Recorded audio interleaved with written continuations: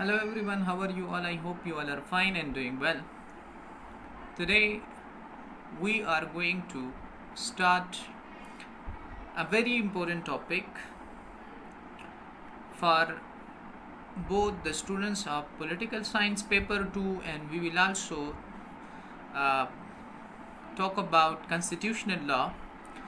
So this lecture will help both the students because paper 2 and constitutional law are almost the subjects except a few topics like what is constitutional law, characteristics of constitutional law, right, and rule of law, fundamental rights, etc.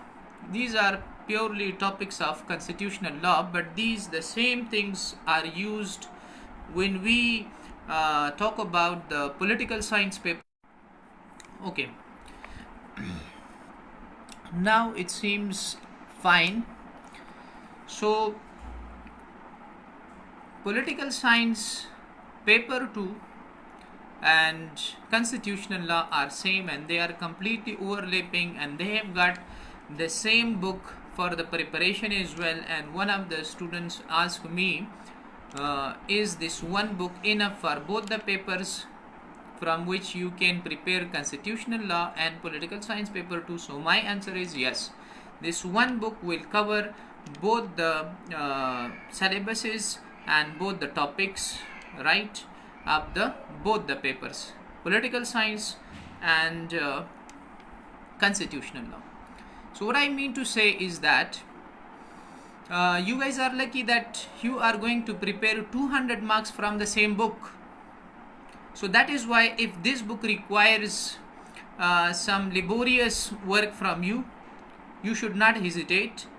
Give this book a lot of time, read it, try to understand it, attend my lectures, and most importantly, write whatever you learn from this book, right? And there is no other source.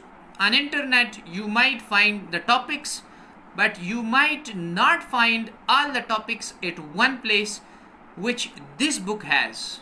This book has everything: the constitution of USA, UK, Pakistan, history, constitutional history of Pakistan, India, China, Russia, France, right? It has all the cases which were asked or which are asked in the syllabus of constitutional law. So this book, from this book, if you do not touch even a single source on internet, YouTube, Google, whatever, is that this book covers each and everything.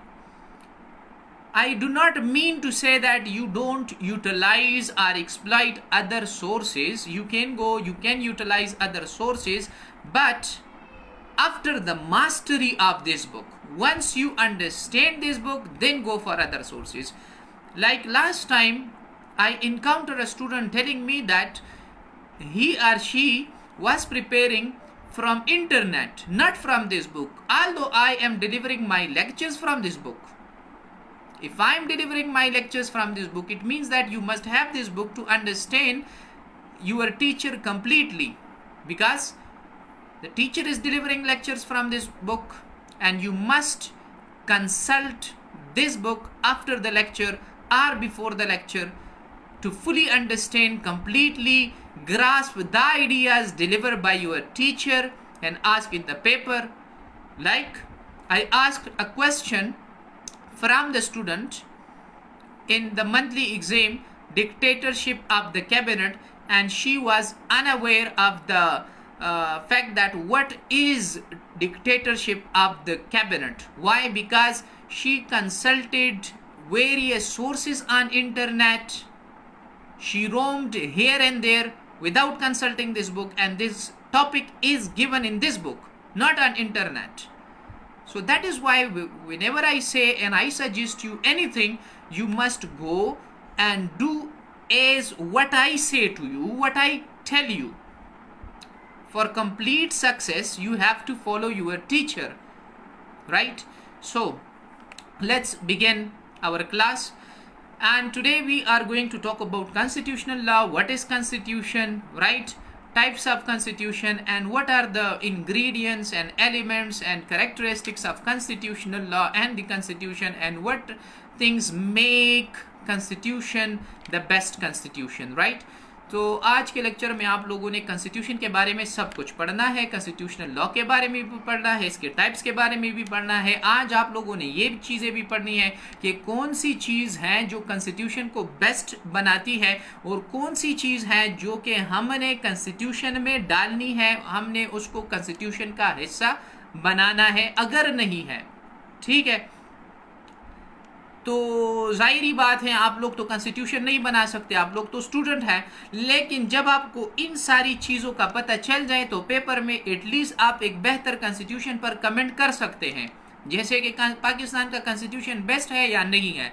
तो आज आपको पता चल जाएगा कि पाकिस्तान का constitution best है या नहीं है, अगर है तो क्यों है, वजह आपको पता चल जाएगा, अगर नहीं है तो क्यों पाकिस्तान का कॉन्स्टिट्यूशन बेस्ट कॉन्स्टिट्यूशन नहीं है, तो ये भी आप लोगों को पता चल जाएगा। और इस तरह से आप लोग यही नॉलेज जो है फिर वेरियस सोर्सेज में या वेरियस पेपर्स में इस्तेमाल कर सकते हैं। मिसाल के तौर पर you can use it in your Pak affairs paper, current affairs paper, you can use it in your essay, you can use it even in the political science paper as well as in constitutional law paper। जब आप के पास इल्म होगा एक चीज़ का, वजह होगी, तो आप उन सारे आर्गुमेंट्स को किसी भी जगह पर इस्तेमाल कर सकते हैं, ठीक है। अब पाकिस्तान के सिस्टम में हम गुड गवर्नेंस और बैड गवर्नेंस पर हर वक्त बात करते हैं, लेकिन उसको किस तरह ठीक किया जाए, बुनियाद कहाँ से, हमारा स्ट्रक्चर कहाँ से बनता है, कॉन्स्टिट्यूशन से बनता है, ठीक है। तो आप उस पर अगर आप एज अ कॉन्स्टिट्यूशनलिस्ट बात करें या एज अ पॉलिटिकल साइंटिस्ट बात करें तो एग्जामिनर खुश होगा, सही। तो आज हम चलो लेते हैं कि कॉन्स्टिट्यूशनल लॉ क्या है। असल में कॉन्स्टिट्यूशनल लॉ जो है that is the fundamental law, ये एक बुनियादी उसूल है। कॉन्स्टिट्यूशनल लॉ जो है आप लोगों के बुक से ही रीड करता हूँ ताकि आप लोगों को ये चीज़ अनजान न लगे जब आप बुक ओपन करो, ठीक है। मैं सारा बुक रीड नहीं कर सकता for you, it is understood, ठीक है। और आप भी you are also not the kids, बच्चे नहीं हो, तो चंद कोटेशंस 5-6 या डिफिनीशन 1-2 लूँगा, बाकी उस पर मैं अपनी जो है एनालिसिस और कमेंट्री करूँगा, and that is what you need to understand. पहली बात, the fundamental law of a state that defines the powers of the state. कि कॉन्स्टिट्यूशनल लॉ क्या है, it is the fundamental law of the state which defines powers of the state. तो सबसे पहला statement ये है कि कॉन्स्टिट्यूशनल लॉ आपके मुल्क का जो है फंडामेंटल लॉ है और आपके मुल्क स्टेट के पास क्या इख्तियारात है ये कॉन्स्टिट्यूशन डिफाइन करता है।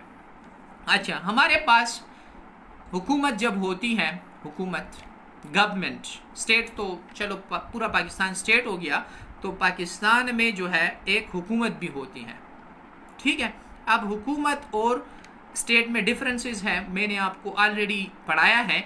एनी हाउ जो स्टूडेंट्स बिल्कुल बिगिनर है और आज मुझे सुन रहे हैं, ठीक है, तो स्टेट जो है वो फिक्स होता है और हुकूमतें चेंज होती हैं हर 5 साल बाद। अब पाकिस्तान ता है और रहेगा, ठीक है, हुकूमतें चेंज हो सकती हैं हर 5 साल बाद।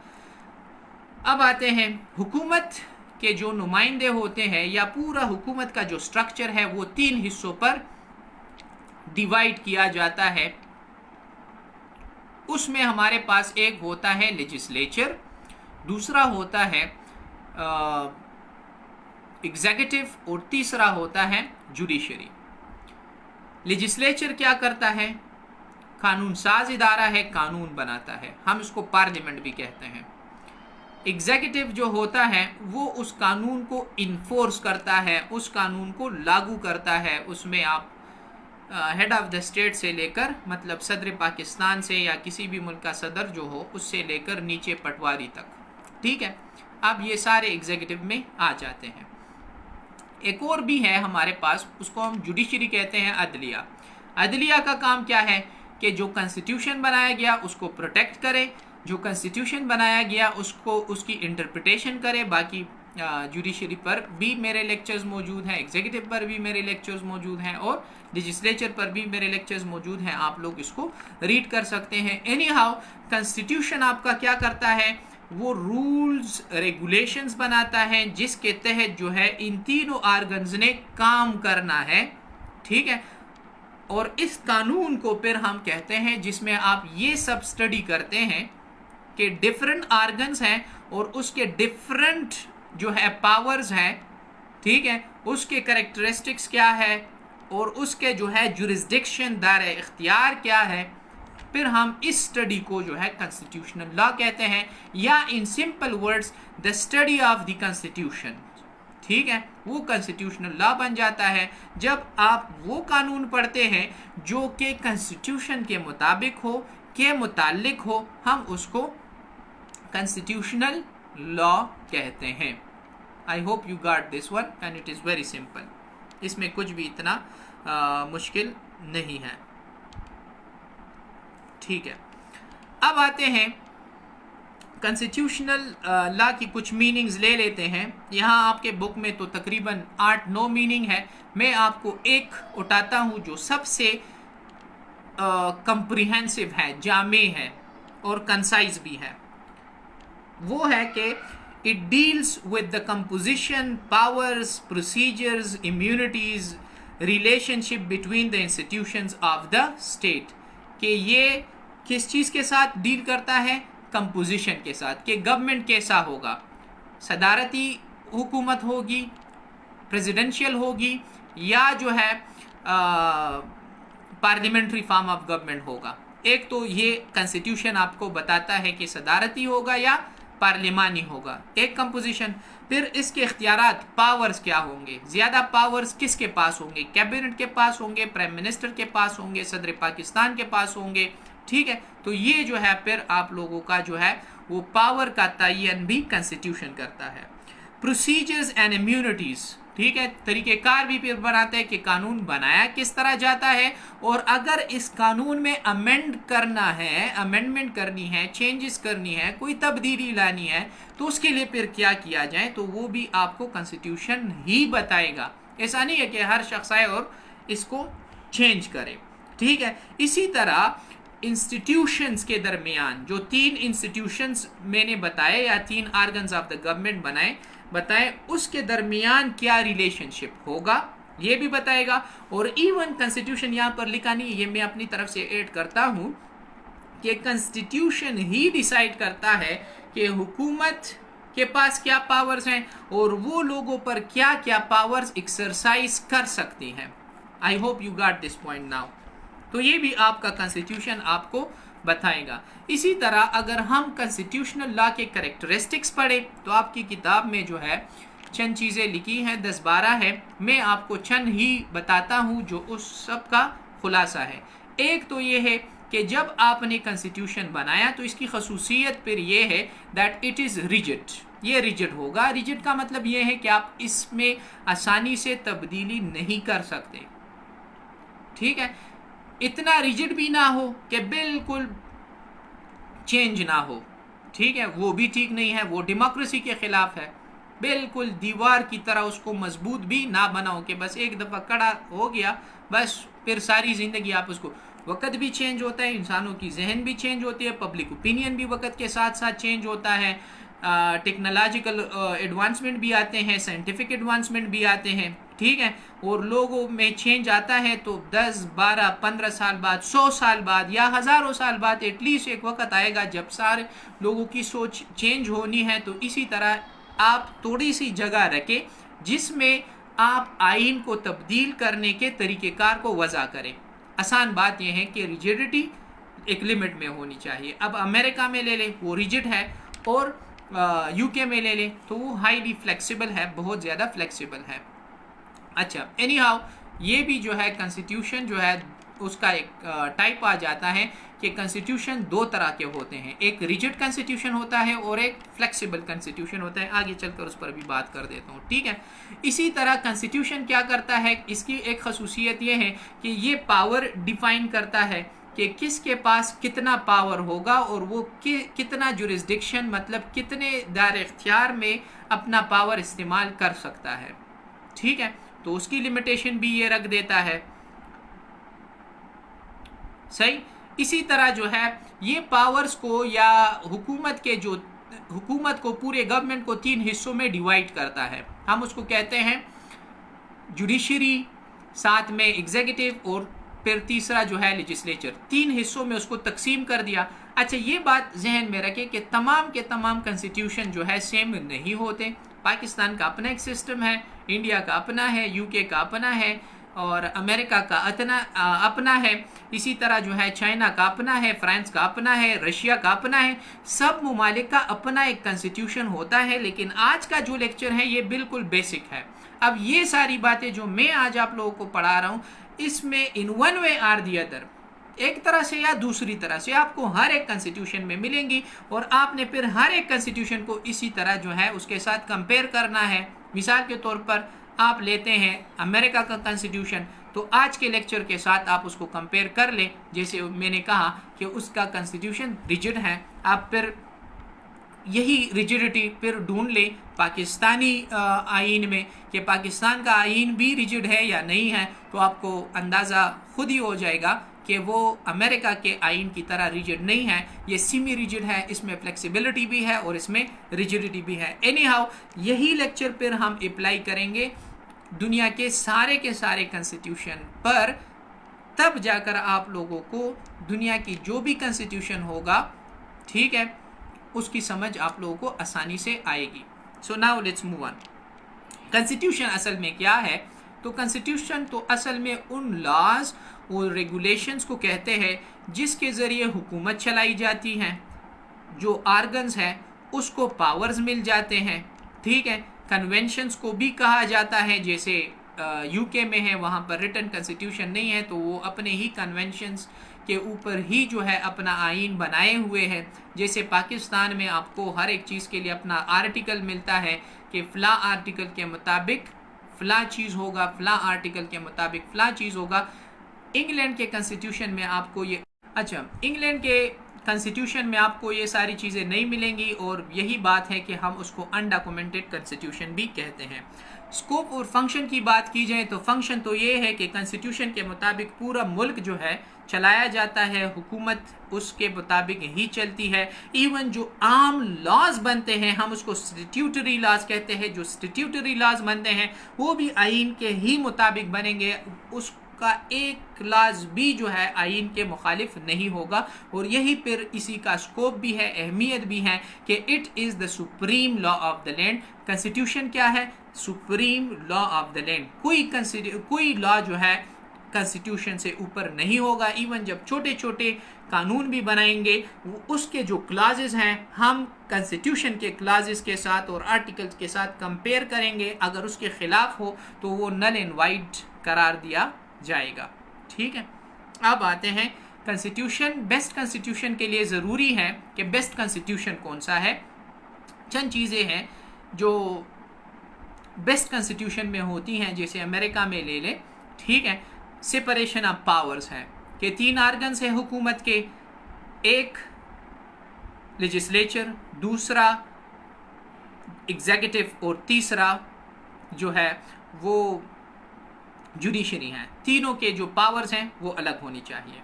ठीक है, सेपरेशन ऑफ पावर्स पर अलग लेक्चर दूंगा और ये इंपॉर्टेंट टॉपिक है पेपर के हवाले से।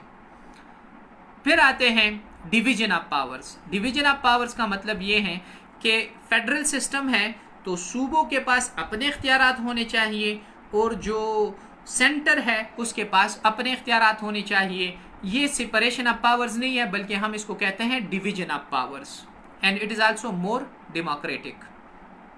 अच्छा, बिल्स ऑफ राइट्स, उसमें फंडामेंटल राइट्स, इंसानी जो बुनियादी हुकूक हैं जैसे freedom of speech, freedom of thought, freedom of press, economic freedom, political freedom, ये सब जो है आ जाते हैं और ये एक ज़बरदस्त कॉन्स्टिट्यूशन का हिस्सा है और इसको कॉन्स्टिट्यूशन में शामिल करना लाजमी होता है। अच्छा, टाइप्स ऑफ कॉन्स्टिट्यूशन की बात करें तो कॉन्स्टिट्यूशन के चंद ही टाइप्स हैं। जैसे मैंने कहा कॉन्स्टिट्यूशन रिजिड भी हो सकता है और फ्लेक्सिबल भी हो सकता है। रिजिडिटी और फ्लेक्सिबिलिटी का मतलब ये है, रिजिड वो कॉन्स्टिट्यूशन होता है जिसमें अमेंडमेंट्स आसानी से नहीं होती, जैसे अमेरिका का आइन। फ्लेक्सिबिलिटी का मतलब ये है कि उसमें आसानी से चेंजेस या अमेंडमेंट्स होते हैं, जैसे यूके का आइन। ठीक है। अच्छा, दूसरा किस्म है रिटन और अनरिटन। कॉन्स्टिट्यूशन जो है रिटन भी हो सकता है और अनरिटन भी हो सकता है। रिटन जो है वो है जैसे अमेरिका का, उसका एक ख़ास किताब मौजूद होता है, उसमें जो है सब कुछ क्लासेस भी लिखे होते हैं, आर्टिकल्स भी लिखे होते हैं और सेक्शंस भी लिखे होते हैं, जैसे पाकिस्तान का है, इंडिया का है। कुछ ऐसे हैं जो अनरिटन है, जैसे इजराइल का, सऊदी अरेबिया का, न्यूजीलैंड का, कनाडा का, इंग्लैंड का, ये अनरिटन फॉर्म में मौजूद है। अनरिटन का मतलब ये नहीं है कि बिल्कुल आप लोगों को कहीं नज़र ही नहीं आएगा। ठीक है, नज़र आता है, मुख्तलिफ़ किताबों में आप लोगों को पता लगेगा कि मुनार के पास ये पावर्स हैं, वज़ीर आज़म के ये पावर्स हैं, लेकिन जो आर्टिकल्स और सेक्शंस और क्लासेस और इस तरह से एक ख़ास बुकलेट की शक्ल में आप लोगों को अनरिटन आइन कभी भी नहीं मिलेगा। Are we studying Pakistani constitution specific, are is it is a general. Neelam Akbar मिसाल पाकिस्तान की दे रहा हूँ, ये जनरल लेक्चर है, ये आप किसी भी आइन पर अप्लाई कर सकती हैं। अच्छा, रिटन भी हो गया। अच्छा, कॉन्स्टिट्यूशन के लिए ज़रूरी है कि अदलिया के पास जुडिशियल रिव्यू का जो हक है वो मौजूद हो। हम इसको कॉन्स्टिट्यूशनल रिव्यू भी कहते हैं। ठीक है, जब कॉन्स्टिट्यूशन के ख़िलाफ़ कोई चीज़ बनाई जा रही हो, ठीक है, तो अदलिया के पास जुडिशियल रिव्यू हो, ताकि आप उसके साथ कंपेयर एंड कंट्रास्ट करें, और अगर चीज़ सही है तो वो कॉन्स्टिट्यूशनल करार दी जाए, और अगर गलत है तो अनकॉन्स्टिट्यूशनल करार दी जाए और उसको ख़त्म कर दिया जाए। और जुडिशियल रिव्यू आपको अमेरिका के आइन में मिलेगी, और चंद ऐसे आइन है जहाँ पर आपको कॉन्स्टिट्यूशनल रिव्यू नहीं मिलेगी, वहाँ पर कॉन्स्टिट्यूशनल रिव्यू नहीं है। चाइना, रशिया को ले ले, ठीक है, मिसाल के तौर पर। तो ये जो है इवन इंग्लैंड में भी जुडिशियल रिव्यू नहीं है। तो ये भी आपके पास एक अहम टॉपिक है कॉन्स्टिट्यूशन को समझने के लिए। तो जब भी आपने आइन समझना होता है तो आप ये देखें कि फ़लाँ मुल्क के आइन में जुडिशियल रिव्यू है कि नहीं है। नहीं है तो उसी पॉइंट को फिर पेपर में लिख दें कि अमेरिका के आइन में जुडिशियल रिव्यू है, तो उसको एक्सप्लेन करें, एग्जाम्पल्स दे दें, और फिर कह दें कि यूके में नहीं है तो उसको भी एक्सप्लेन कर दे, लिख ले। पाकिस्तान में है तो वो भी लिख दे कि यहाँ पर है लेकिन इस हद तक है। तो इस तरीके को देखा जाए तो आप इन सारी चीज़ों को दूसरे आइनों पर जो है अप्लाई भी कर सकते हैं, और मोर इम्पोर्टेंटली आपका जो पेपर है वो भी खूबसूरत बनेगा, क्योंकि आप एज अ कॉन्स्टिट्यूशनलिस्ट जो है अपने आर्गूमेंट्स देंगे, बजाय उन स्टूडेंट्स के जिन्होंने रटा लगाया होता है हर मुल्क के आइन पर, अपनी तरफ से उस पर कोई कमेंट्री नहीं कर सकते। तो आप लोगों में जो है ये डिफरेंस होना चाहिए बाकी लोगों से। अच्छा, यही सारी चीज़ें जो है सिंपल थी जो आज मैंने पढ़ानी थी। अब आप लोग जो है मुझसे पूछ सकते हैं, क्वेश्चन भी कर सकते हैं, और आप लोगों के पास बुक होना लाजमी है अगर आप लोग मुझे कम्प्लीटली समझना चाहते हैं। सो आज मैंने जो पुराने स्टूडेंट्स हैं मैंने तो उनको वार्निंग दे दी, अगर बुक नहीं है तो ख़रीद ले, इतना महंगा बुक नहीं है, और अगर है तो उसको रीड करना शुरू कर दें। और जो नए स्टूडेंट्स हैं वो भी जो है वो इस बुक को ख़रीद ले कल तक, कल के बाद नहीं। और सब ने मुझे पिक्चर जो है सेंड करनी है मेरे व्हाट्सएप नंबर पर, या जो है सेफ 6 में इवन कर ले, सेफ 2 में कर ले, मैसेंजर पर सेंड कर ले, लेकिन पिक्चर ज़रूर सेंड करनी है ताकि मुझे जो है पता लग जाए कि किस स्टूडेंट्स के पास बुक है और किसके पास नहीं है। क्योंकि आप लोगों को मैं नहीं चाहता कि डाइवर्स रहे। मैं जो इतनी मेहनत कर रहा हूँ आप लोगों की खातिर कर रहा हूँ, और आप लोग कोई इधर भाग रहा है, कोई उधर भाग रहा है, मेरे लेक्चर को छोड़ा हुआ है। इवन मंथली टेस्ट में इस दफ़ा सिर्फ और सिर्फ 3 स्टूडेंट्स ने पार्टिसिपेट किया आउट ऑफ 10 और 12 स्टूडेंट्स। तो ये बड़ी जो है हैरानगी की बात भी है और अफसोस की बात भी है कि आप लोगों का जो जज्बा है वो सिर्फ 1 महीने के लिए है या 2 महीनों के लिए है, ये तो एक पूरा प्रोसेस है। लोग जो है 8 साल लगाते हैं इसको प्रिपेयर करने में। आप लोगों ने देखा नहीं कि इस साल जिस लड़की ने इसको टॉप किया वो ऑलरेडी जो है 7-8 साल CSS पोस्ट पर IRS ग्रुप में जो है ड्यूटीज दे रही थी, ग्रेड 18 की थी, और उसने 8 साल और लगा दिए CSS का जो है आखिरी एग्जाम देने के लिए, जो उसने टॉप भी किया। तो उसके लिए तो लोग जो है हमेशा स्टडी करते हैं, सालों साल, ये 8 साल, 5 साल, 3 साल, आप लोग 2 महीने पढ़कर जो है भाग जाते हैं। So this is something terrible आप लोगों के लिए, जो है बड़े अफसोस की बात है, ख़ास तौर पर जिन लोगों ने इस मंथली टेस्ट में पार्टिसिपेट नहीं किया। ठीक है, मैं अलग एक पोस्ट भी बनाऊंगा, जब रिजल्ट बनाऊंगा तो ख़ास उन लोगों को मेंशन करूंगा जो रेगुलर अटेंडी थे टेस्ट और एग्जाम के, और इस मंथली टेस्ट में उन लोगों ने जो है कुछ काम ही नहीं किया। अच्छा, any suggested book for political science paper? Political science paper 1 के लिए मैंने 3 बुक्स जो है सजेस्ट किए हैं। एक बुक जो है वेस्टर्न पॉलिटिकल फिलासफर्स के लिए है, दूसरा बुक जो है मुस्लिम पॉलिटिकल फिलासफर्स के लिए है, और तीसरा बुक जो है वो हुकूमत को समझने के लिए, स्टेट को समझने के लिए, और जो पॉलिटिकल थीरीज हैं उसको समझने के लिए है। तो वो तीनों बुक्स जो है पिक्चर्स के साथ इसी ग्रुप में जो है मौजूद हैं। ठीक है, और आप लोग थोड़ा सा जाएं, सर्च बार में लिख लें कि recommended books for political science. ठीक है, तो उसके लिए जो है फिर जाएं, अगर ख़रीदना है ख़रीद ले, नहीं तो इस महीने आप लोग सिर्फ और सिर्फ मेरे साथ ये बुक की, इस बुक की अगर आप लोगों ने कंप्लीट तैयारी कर ली तो मेरे ख्याल में ये एक बहुत बड़ा अचीवमेंट होगा। 200 मार्क्स आप लोग अचीव कर लेंगे एक ही महीने में इसी एक बुक से। जब आप लोगों ने पेपर 1 फिर तैयार करनी है तो फिर जाएं, उसके लिए भी बुक्स ख़रीद लें। मेरे लेक्चर्स तो वैसे भी रिकॉर्डेड हैं, यहाँ पर 13 या 14 लेक्चर्स मौजूद हैं, उसको अटेंड कर लिया गया, रोज़ाना एक लेक्चर। ठीक है, अमजद साहिल खान आपको बता रहा हूँ जी। कोई और क्वेश्चन है तो बताएं।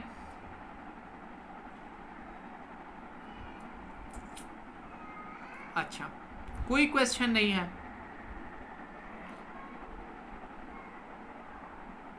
मीना गुलाय, I was caught in problem, next time I will for sure, I was prepared, so excuse तो पे एग्जाम में नहीं चलती मीना गुलाले, चलो सॉरी मान लेता हूँ, लेकिन एक्सक्यूज़ जो है एग्ज़ाम में नहीं चलती।